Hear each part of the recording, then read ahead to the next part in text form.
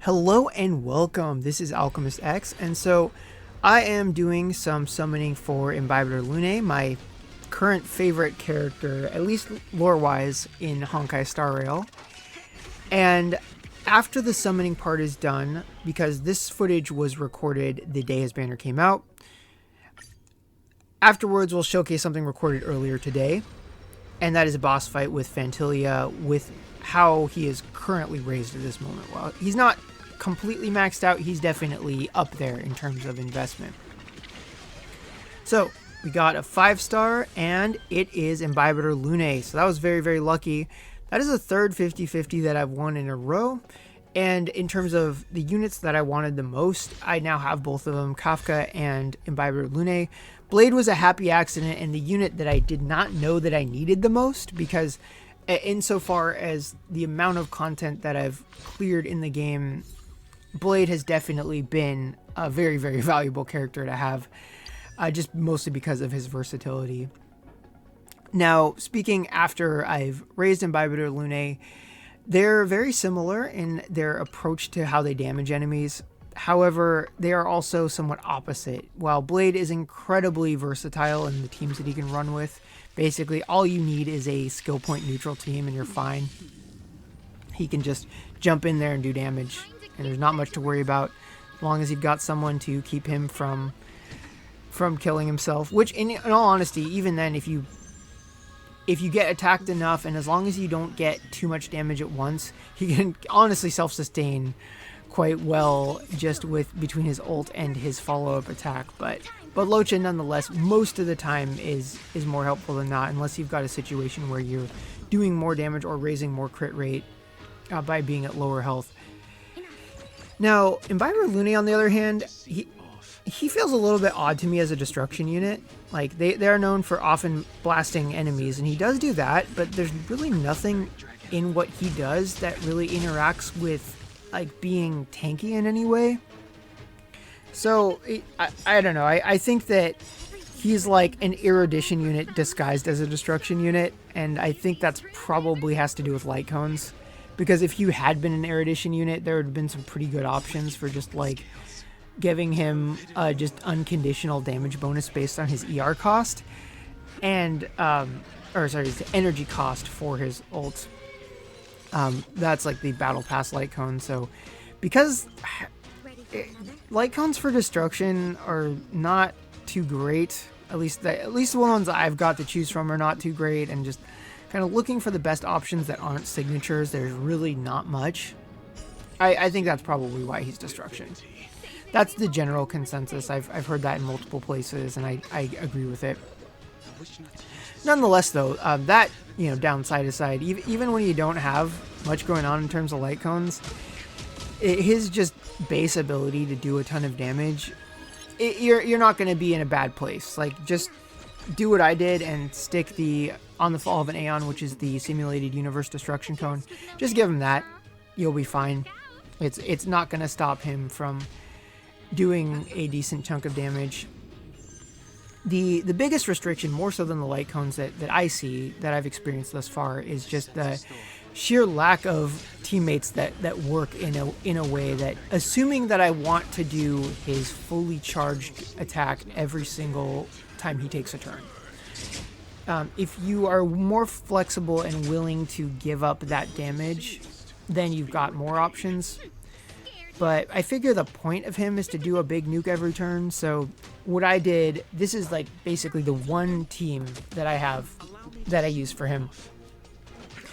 And it's just make everyone faster than him, everyone skill point batteries. I'm lucky enough to have the second Eidolon for Asta, so I can use her ult to preserve her attack buff a little bit longer, and then with the deficit that sometimes using her skill can create, his Imbibitor Lune's ult will more than make up for that. So it's very, very easy to manage the skill points with this team. And most of the time, it's just anybody not named Imbibitor Lune, just normal attacks generate skill points, and then he goes to town, and that's that. It's not always the most effective team that I have, but sometimes, like in this case of this Phantylia fight, it works quite well. And it is nice in just how simple It is. So, this is not strictly speaking a guide video or a build showcase exactly, but I did want to, like, since I'm showcasing how I'm playing the game, I did want to go over how I've built him, just because I think it's part of the experience. So, I mentioned the light cone.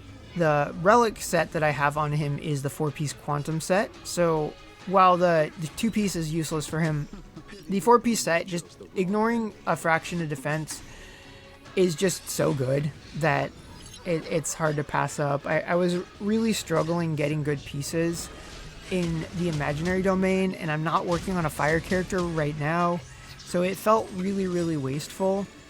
And the quantum set can be good on a lot of characters as long as they're attacking, just because that defense ignoring is nice. It's part of the reason why Zila is such a really good DPS, just because she's both already a quantum unit, so she benefits from the quantum damage, and she can ignore parts of defense. But then besides that, the Guard of Withering Snow, that's what I have on Pela.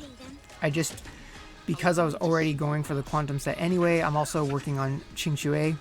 So there's a lot of double dipping going on as far as artifact, relic, whatever. I'm just going to interchange Genshin terms, so that's just going to be a thing that happens, like traces versus talents, relics versus artifacts, ults versus bursts, etc. That domain is really, really great, just because for any unit that has, I don't need to do something specific, especially if I'm not using them for damage. The survivability that the guard set can give them is nice, and I'm already gonna get a bunch of them, so I managed to find a bunch of pieces with effect res on them for Pela, because I run the planar set that is dependent on having effect res to boost crit damage, which is more helpful.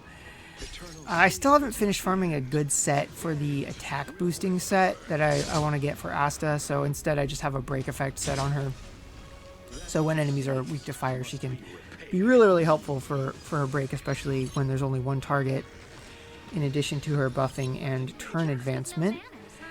But about Asta, she is the one that I will probably replace at some point. The thing about Tingyun is that the game will not give me Tingyun. My guess is that I'm probably going to have to wait until January for the shop that has her, and then just buy her from the shop. And then I would like to try Tingyun in the spot of Asta, and then eventually, in about 90 pulls of the standard banner, I will finally get Bronya. So I'm definitely looking forward to that. I just had my most recent hit for a 5-star on the standard banner. It was Bailu. Not sure what I'm going to do about that exactly. But that happened in the pull that led to 210. So that means I'll get one more 5-star either unit or light cone before the selector shows up. So that was kind of nice. But since it's very unlikely that next guaranteed one is going to be Bronya, more likely than not, the selector is going to go to Bronya. At this point, because I have of the 5-star standard characters that exist, the one that I wanted the most was Welt, and I ended up getting him fairly early on in the game. After that is pretty much a toss-up between Bronya and Gepard, especially since, I already got Himiko, I already got Yangqing, and I probably wouldn't have picked either of them either.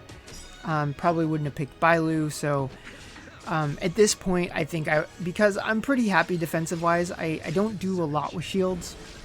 I mostly just do stuff with abundance. Just having a means of boosting damage is kind of where I need to be, especially because I don't have Silverwolf. She's definitely on my radar for once this game gets old enough to start doing reruns. But for the time being, I think I'll have to make do with the bigger version of Bronya. I'm definitely looking forward to that, especially since I already have her light cone. Okay, so we are just about at the end here. Just a couple of things. If you are curious and you value my opinion on this matter as to whether or not you want to get him, I would say if you already are happy with your DPSs, like you have a raised Blade, a raised Kafka, whatever, don't feel pressure just based on all the screenshots and stuff. He's super good, but that's such an ephemeral thing in a gacha game. If you love him, though, obvious choice. And if you don't have a 5-star DPS yet, then he makes an absolutely excellent choice in terms of his value. So yeah, that's it for today. So if you are summoning on either this banner or the Fushuan banner, I wish you good luck, and I will see you all next time.